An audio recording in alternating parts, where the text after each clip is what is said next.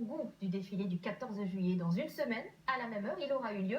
Ce que je vous propose, c'est d'embarquer au cœur des répétitions du grand show aérien qui, à coup sûr, émerveillera le public. En plein ciel, 63 avions, 29 hélicoptères. Et grâce à Dorothée Oliéric et Régis Maté, vous, comme si vous y étiez. La patrouille de France ouvre le bal.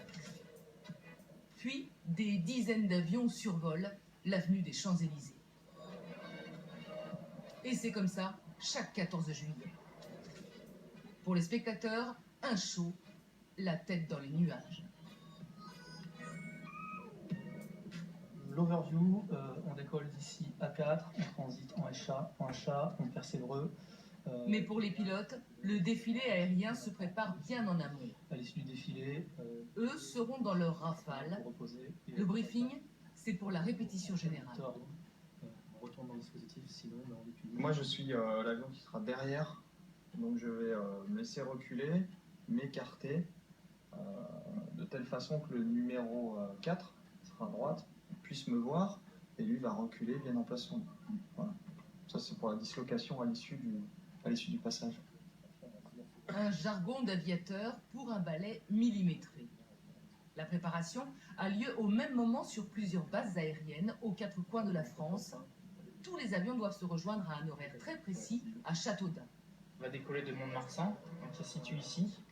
On va transiter en haute altitude jusqu'à Évreux, donc vers Paris. Là, nous allons, grâce au radar d'Évreux, descendre en basse altitude, venir rejoindre notre zone d'attente, et ensuite pour effectuer le défilé, donc vertical Châteaudun, qui se trouve ici, donc au sud-ouest de Paris.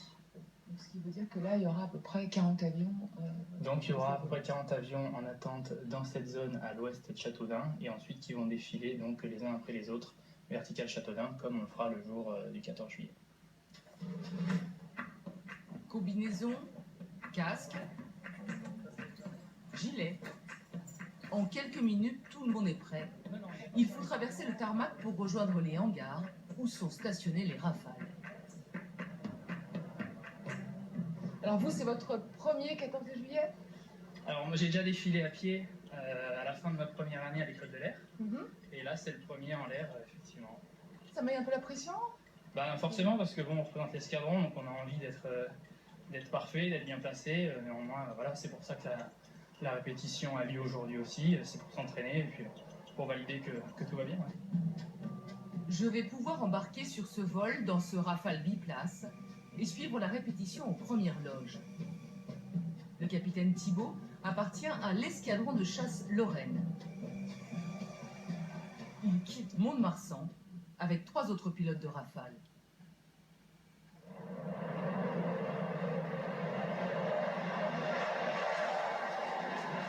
Tous sont des militaires aguerris, régulièrement engagés dans la lutte contre le terrorisme en Irak et en Syrie. Et un défilé, ça se prépare comme une mission de guerre.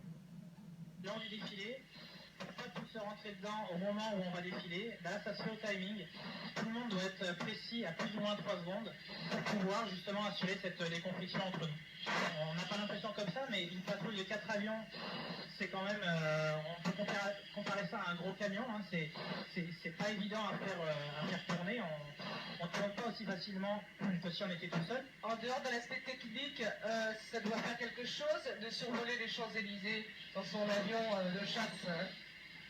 Je vous le dirai quand je l'aurai fait, mais effectivement, je pense que ça doit être quelque chose d'impressionnant, parce qu'on n'a pas l'habitude, on n'a pas le droit de survoler Paris en règle générale, donc je pense que ça fait quelque chose, effectivement, d'être au milieu de tous ces avions et de voir les Champs-Élysées en dessous avec les gens qui regardent. Je pense que ça va être impressionnant. Ouais. La piste d'atterrissage de Châteaudun apparaît. C'est parti pour la grande répétition du défilé. La coordination se fait au sol. Le jour J, il y aura 63 avions en l'air et 29 hélicoptères.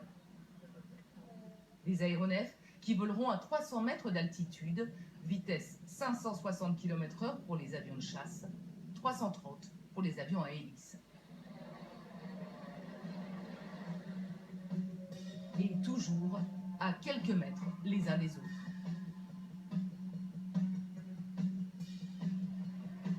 Après 2 heures de vol et une répétition réussie, c'est l'atterrissage. Les esprits sont déjà au-dessus des Champs-Élysées. Ce vol de J'espère que ça vous a plu. Ça représente un moment de fierté et une sorte pas d'accomplissement, mais une grande étape de franchie dans ma carrière en tout cas. Le jour où je suis rentré dans l'armée de l'air, ça m'avait dit un jour que tu seras leader de boxe sur le 14 juillet dans un Rafale. Je pense que d'abord j'aurais pas cru. C'est un honneur qui nous donne une responsabilité. Tout d'abord la responsabilité de faire ça en toute sécurité, et ensuite donc d'avoir une présentation qui soit propre, parfaite, millimétrée, pour que le résultat soit beau.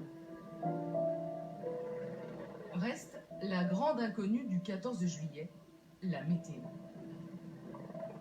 Ce jour-là, la pluie aura attendu la fin de la répétition pour tomber sur Châteaudun.